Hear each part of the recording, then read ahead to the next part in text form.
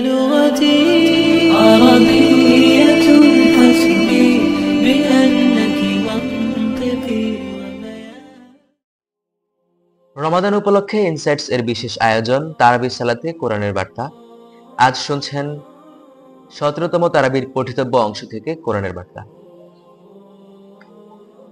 17তম তারাবি। 17তম তারাবির পঠিতব্য অংশ কোরআনের 20 নম্বর পারা। এ পারায় রয়েছে সূরা নামলের শেষাংশ, সূরা কসস ও সূরা আনকাবুতের 2/3 ঘটনাবলী।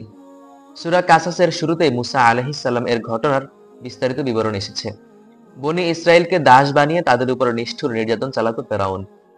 গণকদের ভবিষ্যৎবাণী শুনে মুসা আলাইহিস সালাম এর আগমন ঠেকাতে সে গণহারে শিশু হত্যা চালায়। কিন্তু আল্লাহর পরিকল্পনা বানচাল করার সাধ্য আছে কারো? শিশু মুসাকে বাক্স ভর্তি করে নদীতে ভাসিয়ে দেন তার মা। ভাসমান সেই শিশুর আশ্রয়স্থল হয় ফেরাউনের প্রাসাদে। শত্রুর ঘরে ফেরাউনের স্ত্রী আসিয়ার কাছে লালিত পালিত হন তিনি। যুবক বয়সে এক মাজলুমকে রক্ষা করতে গিয়ে এক অত্যাচারীর মৃত্যু ঘটে যায় তার হাতে। ফেরারি হন মুসা আলাইহিস সালাম। মিশর ছেড়ে মাদায়ান চলে যান তিনি। সেখানে শুআইব আলাইহিস সালাম এর কন্যার সাথে বিয়ে হয় তার। মাদায়ানে কেটে যায় 10টি বছর। 10 বছর পর ফিরে আসেন নিজের শহরে। পথিমধ্যে পবিত্র তুর পর্বতে আল্লাহর ডাক পান তিনি। লাভ করেন নবুয়ত। আল্লাহ তাকে 2টি মুজিজা দান করেছেন এবং ফেরাউনের কাছে পাঠান দাওয়াতি মিশনে। 2টি মুজিজার একটি হলো তার হাতের লাঠি, যা নিক্ষেপ করলে আল্লাহর কুদরতে বিশাল অজগরে পরিণত হয়। অপরটি হলো তার হাতের অলৌকিক জ্যোতি। বগলের নিচ থেকে বের করলে যা উজ্জ্বল প্রদীপের মতো জ্বলজ্বল করে। ফেরাউন মুসা ও হারুনের দাওয়াত অস্বীকার করে, বরং মুসার প্রতিপালককে স্বচক্ষে দেখার অভিলাষে ঠাট্টা ছলে হামানকে উঁচু টাওয়ার নির্মাণের নির্দেশ দেয় সে।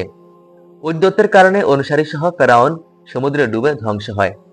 মুসা আলাইহিস সালাম এর সম্প্রদায়ের এক ব্যক্তি ছিল কারুন। আল্লাহ তাকে বিপুল ধনভাণ্ডার ও প্রাচুর্য দান করেছিলেন। তার ধনভাণ্ডারের চাবি একজন শক্তিমান লোকের পক্ষে বহন করাও কষ্টসাধ্য ছিল। সম্পদের মোহে অন্ধ করুন কারণ স্বজাতির উপর নিপীড়ন চালাতো। স্বজাতি তাকে অহংকার করতে নিষেধ করে, আল্লাহর কৃতজ্ঞতা প্রকাশ করতে অনুরোধ জানায়। আল্লাহ যেমন তাকে অনুগ্রহ করেছেন, সেও যেন মানুষের প্রতি অনুগ্রহ করে, কিন্তু সে কারো উপদেশ কানে তোলে না, বরং তার অহংকার ও ঔদ্ধত্য আরো বেড়ে যায়। তখন আল্লাহর আযাব অনিবার্য হয়ে ওঠে। প্রাসাদ সহ ভূগর্ভে ধসিয়ে দেওয়া হয় কারণকে। আনকাবুত মানে মাকড়সা। সূরা আনকাবুতে কয়েকজন নবীর ইতিহাস সংক্ষেপে আলোকপাত করা হয়েছে। নূহ আলাইহিস সালাম 950 বছর স্বজাতিকে দাওয়াত দেন। তার দাওয়াতে 100 জনের চেয়েও কম সংখ্যক লোক ঈমান গ্রহণ করে, আর বাকি সবাই তাকে অস্বীকার করে। ফলে মহাপ্লাবন দিয়ে তাদেরকে ধ্বংস করে দেওয়া হয়। এতে সমাজ সংশোধনের কাজে দৃঢ়তা ও ধারাবাহিকতার পরম শিক্ষা পাওয়া যায়। ইব্রাহিম আলাইহিস সালাম এর দাওয়াতে ভাতিজা লূত আলাইহিস সালাম ছাড়া বংশের উল্লেখযোগ্য কেউই ঈমান আনেনি, বরং তারা তাকে হত্যার চেষ্টা করে। স্বজাতি ঈমান না আনলেও মহান আল্লাহ তাকে ইসহাক ও ইসমাইলের মতো পুণ্যবান ও নবুয়ত ধন্য সন্তান দান করেন। পৃথিবীতে প্রথম সমকামের অপরাধে লিপ্ত হয় লূত আলাইহিস সালাম এর সম্প্রদায়। তাদের পরিণতি ও গণ আযাবের পাশাপাশি শুআইব আলাইহিস সালাম এর সম্প্রদায় এবং আদ ও সামুদ জাতির অবাধ্যতা ও পরিণতি আলোচিত হয়েছে। ঈমান আকীদা। আল্লাহর একত্ববাদ প্রমাণের জন্য আল্লাহর তরফ থেকে 5টি প্রশ্ন ছুড়ে দেওয়া হয়েছে। সৃষ্টি জগতের মহা নৈপুণ্য ও হাকিকত বিষয়ে আল্লাহ যেসব প্রশ্ন রেখেছেন, সেগুলোর সদুত্তরের মাঝেই রয়েছে আল্লাহর একত্ববাদের প্রমাণ। ঈমান জাগানিয়া সে আয়াতগুলো রয়েছে সূরা নামলে। দায়িত্ব পালনার্থে দায়িত্বের কাজ চালিয়ে যেতে হবে। ইখলাস থাকলে কেউ দাওয়াত গ্রহণ না করলেও তিনি সওয়াব থেকে বঞ্চিত হবেন না। তবে প্রকৃত ঘটনা হলো আল্লাহ যাকে ইচ্ছা হেদায়েত দান করেন। এমনকি রাসূলুল্লাহ সাল্লাল্লাহু আলাইহি ওয়াসাল্লাম নিজেও কারো হেদায়েত নিশ্চিত করতে পারেননি বা পারেন না।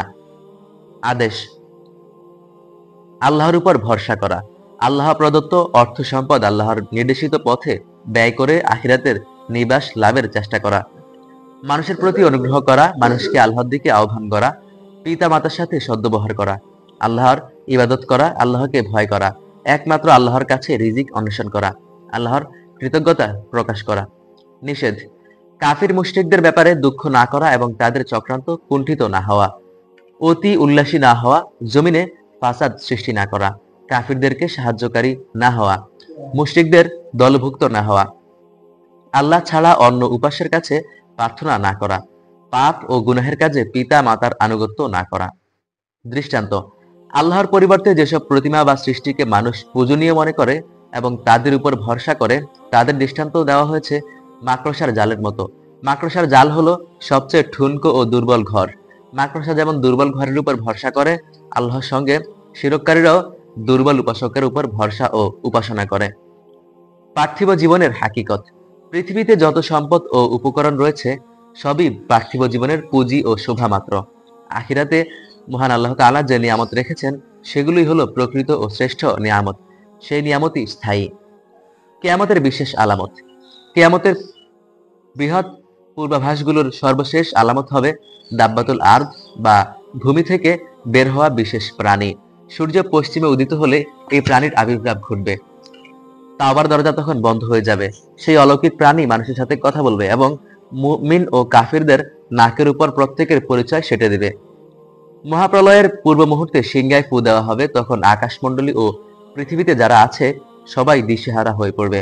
অবশ্য আল্লাহ যাদের চাইবেন তারা নির্ভয় থাকবে। পাপের পথে আহ্বানকারী থেকে সাবধান: পাপাচারীরা অন্যায়কারীদেরকে পাপের কাজে আহ্বান করার সময় বলে, পাপ হলো আমাদের হবে। মূলত কারো পাপের বোঝা অন্য কেউ বহন করবে না। প্রত্যেকের পাপের বোঝা তাকেই বহন করতে হবে। অবশ্য পাপের পথে আহ্বানকারীকে নিজের পাপের পাশাপাশি অন্যদের পরিচিত করার দায়ও বহন করতে হবে। আল্লাহ যাদেরকে অপছন্দ করেন, আল্লাহ অতি উল্লাসকারীদের পছন্দ করেন না। আল্লাহ ফাসাদ সৃষ্টিকারীদেরকেও পছন্দ করেন না। ফজিলত ও মর্যাদা: আহলে কিতাবদের মধ্যে যারা মুহাম্মদ সাল্লাল্লাহু আলাইহি সাল্লামের প্রতি ঈমান আনে তাদের প্রতিদান দ্বিগুণ করা হবে। মুমিনকে পরীক্ষার মুখোমুখি হতেই হবে। মুমিনের জীবনে পরীক্ষা ও বিপদাপদ অবশ্যম্ভাবী। কে সত্যিকারের ঈমানদার তা পরখ করবার জন্য আল্লাহ তাআলা সব যুগের মুমিনদেরকেই পরীক্ষার মুখোমুখি করেছেন। যারা পুনরুত্থান অস্বীকার করে তারা ভাবে মৃত্যুর পর মাটিতে মিশে যাওয়া দেহাবশেষ কিভাবে পুনরায় উত্থিত হবে। এইসব অবিশ্বাসকারীদেরকে বিশ্ব ভ্রমণ করে আল্লাহর আযাবে ধ্বংসপ্রাপ্ত জনপদ দেখে শিক্ষা গ্রহণের পরামর্শ দেওয়া হয়েছে। যে সত্তা মানুষকে সূত্র ছাড়া শুরুতে সৃষ্টি করেছেন তিনি কি মৃত্যুর পর ধ্বংসাবশেষ থেকে সৃষ্টি করতে অপারগ? আজকের শিক্ষা: মহান আল্লাহ তাআলা যেমন আমাদের প্রতি অনুগ্রহ করেছেন মানুষের প্রতিও আমাদের সেভাবে অনুগ্রহ করা উচিত। মানুষ যা প্রকাশ করে আর যা গোপন করে তার সবই আল্লাহ তাআলা জানেন। আসমান ও জমিনে এমন কোনো গুপ্ত বিষয় নেই যা সুস্পষ্ট কিতাবে অর্থাৎ লাউহে মাহফুজে সংরক্ষিত নেই। সুতরাং সকল অবস্থায় আল্লাহকে ভয় করে চলতে হবে। তিনি সবই প্রত্যক্ষ করেন। ভুল ত্রুটি হয়ে গেলে সাথে সাথে অনুশোচনা করে ক্ষমা প্রার্থনা করা উচিত, কারণ ভুল স্বীকার করে ক্ষমা চাইলে আল্লাহ মাফ করে দেন। আজকের দোয়া: মুসা আলাইহিস সালাম এর দোয়া, রব্বি ইন্নী যালামতু নাফসি ফাগফিরলি, হে আমার প্রতিপালক আমি নিজের প্রতি জুলুম করেছি, আপনি আমাকে ক্ষমা করে দিন।